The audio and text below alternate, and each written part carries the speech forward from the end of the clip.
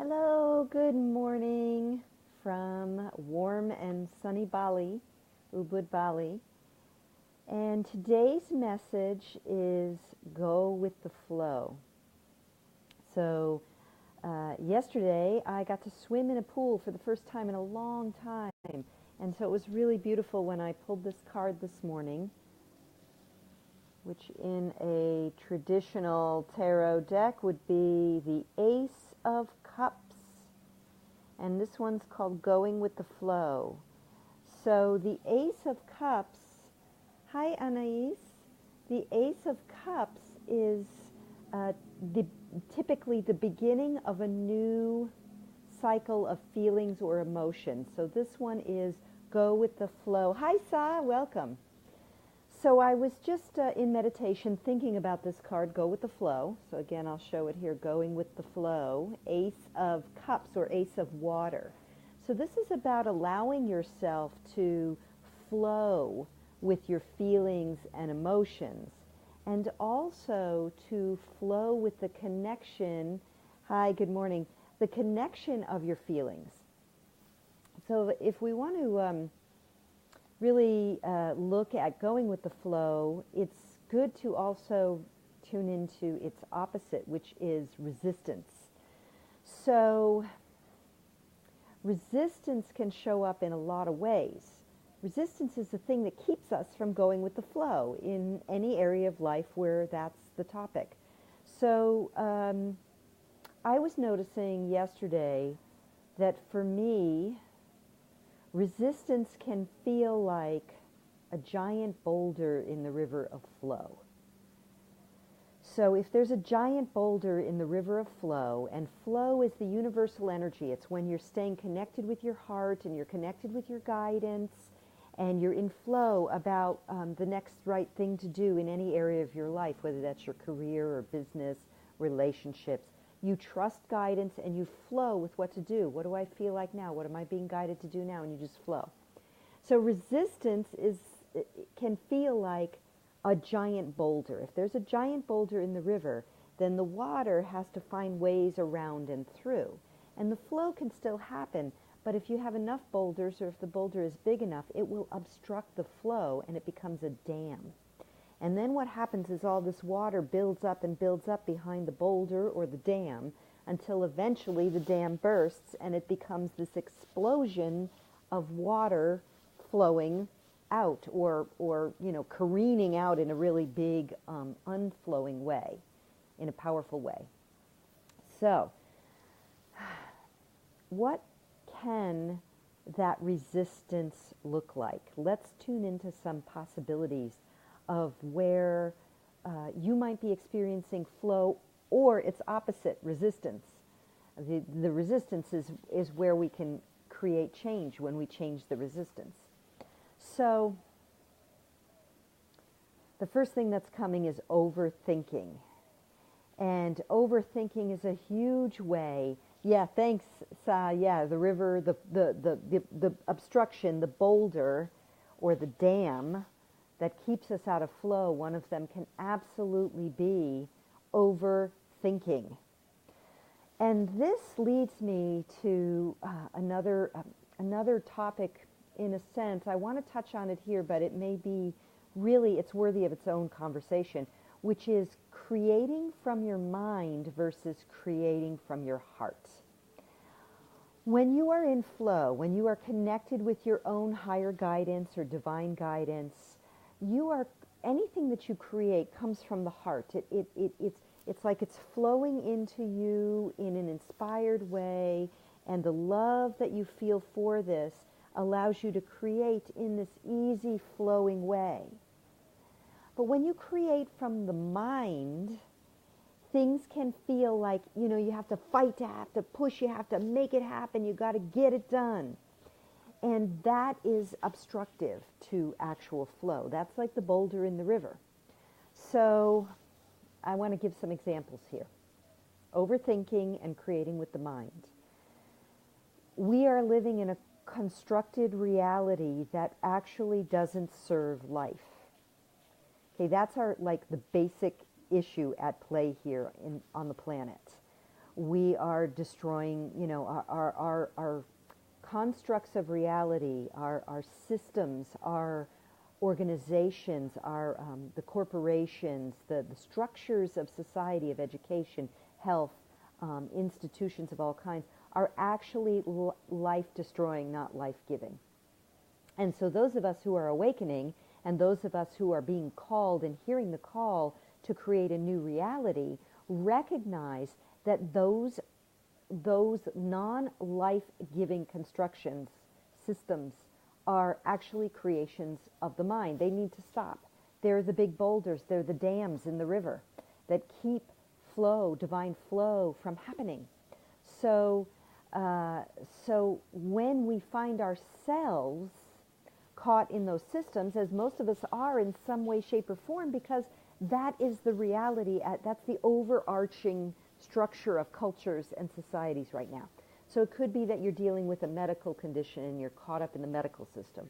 Or maybe you're working a job because you have a mortgage and you have to pay the bills and you have children and you need to put a roof over their head, and so you've got this job. And or maybe it's even a relationship. You're in a relationship with someone that was that was connected and developed in the old model of the old mindset of these constructs of reality that were created by the mind. So you're busy trying to make this stuff work. You're trying to keep that job or keep that relationship or manage your health through constructs of the mind. And you feel it in your body. You feel it as resistance. You feel it as overthinking, trying to figure out, how am I going to make this work? This happens even for entrepreneurs when we try and put a marketing strategy or a sales strategy, or you drive yourself to try and make it work, but it's not in flow. It's not going with the flow. You're following the top marketing strategist, or you're following the rules of your job, or you're following the medical system of you've got to do this, this, and this, and it's not working. Because inside it doesn't feel aligned. It feels out of flow. So creating with the mind is this way that we are in resistance to flow. So I want to take this even to something more specific. So creating with the mind and resistance. So let's say you have a job or a business, and what you've been doing, you've maybe built up some credentials or equity or insurance, like you have a vested interest in this effort that you've been doing for 2 years or 5 years or 10 years or 20 years. You've got a steady income flow, or you're building steady income flow. You've got debt, responsibilities, and inside you feel it feels like it's dying or dead, like there's no joy in it. And yet it's this obligation, responsibility. And so you come up with all these strategies and ways to get it done. Maybe it's the alarm clock in the morning to get you out of bed. Maybe it's the pep talk you give yourself. I'm just going to do this for 3 more years, and then I'm going to retire. Or I'm just going to do this for 3 years, and then I'm going to fill in the blank. And so what's happening is, the more you create these mental constructs to help support you to do this thing that you don't love, the bigger the boulder in the river gets, so that you're obstructing your own flow. And what that means is that it becomes harder to receive guidance, potentially, in meditation. It becomes harder on your physical body, because when you're not in joy and you're not allowing the divine flow of life force to flow through you, you're going to eventually have trouble. And it could manifest as trouble in relationships and all kinds of things. Speaking of relationships, this is another area where people get stuck, and I've been guilty of it myself. You're in a long-time relationship, and you've got a lot vested in it. You've got maybe kids together, or pets together, or mortgage together, and all that stuff. And in your heart of hearts, you two have grown apart. And yet, there you are, with all that stuff invested. I had a spouse, pets, animals, a business together in my previous marriage. To let go of that was a huge, huge, courageous effort. And what happened was I let the boulder of resistance grow so strong that there was zero flow in my life. Everything became miserable. Everything. Until I had to let it all go and take a huge loss just to save my own spirit, my own heart. So, so this resistance, which is the opposite of going with the flow, can show up in lots of ways. The mind creating ideas to keep us going. The denial of our feelings. Yeah, there are many. I mean, I can keep going, but I don't want to spend too much time on the resistance. If this is something that's happening for you, let's create dialogue below so that, you know, the wisdom keepers who come and engage in my group as well as myself can talk about it. We can share.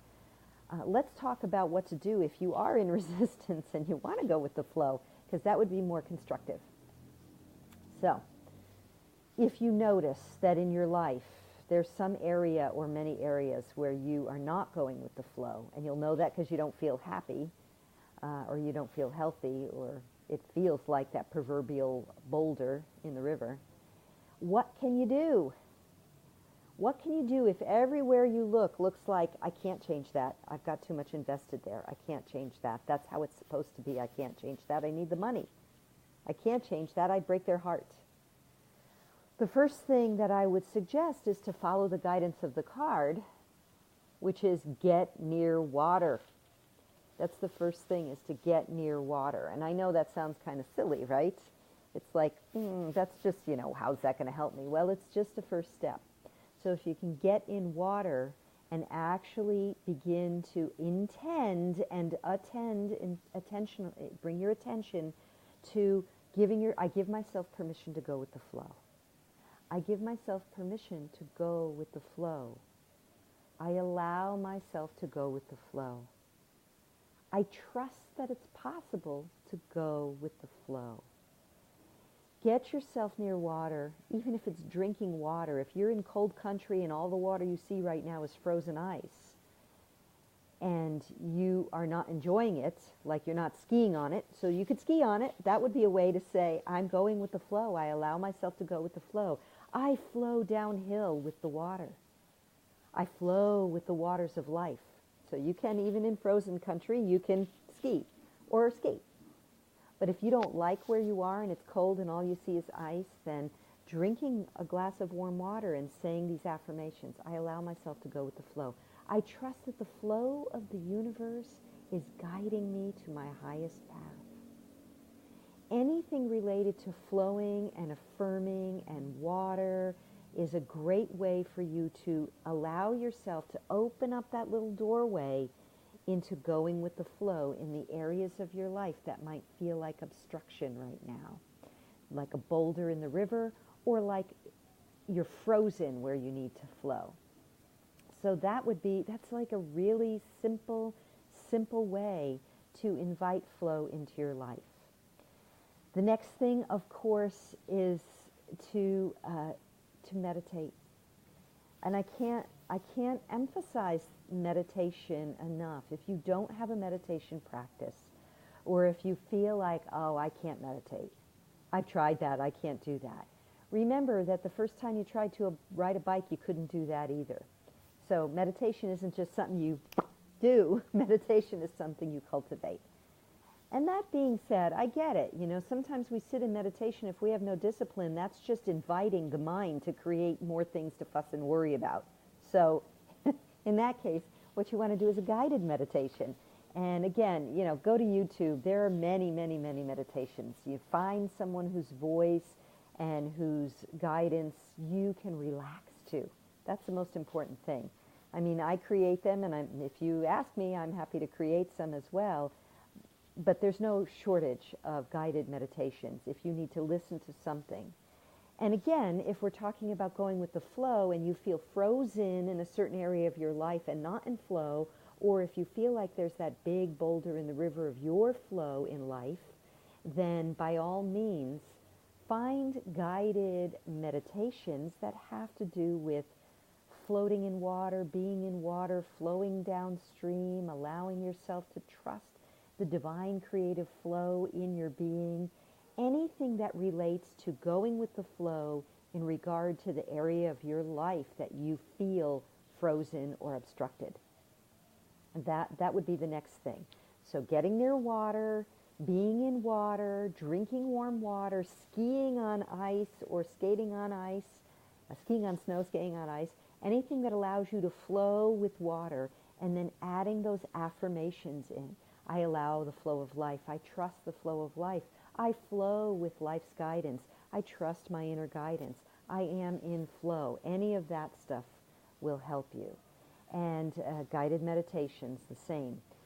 Those are ways that you can allow yourself and permit yourself to go with flow.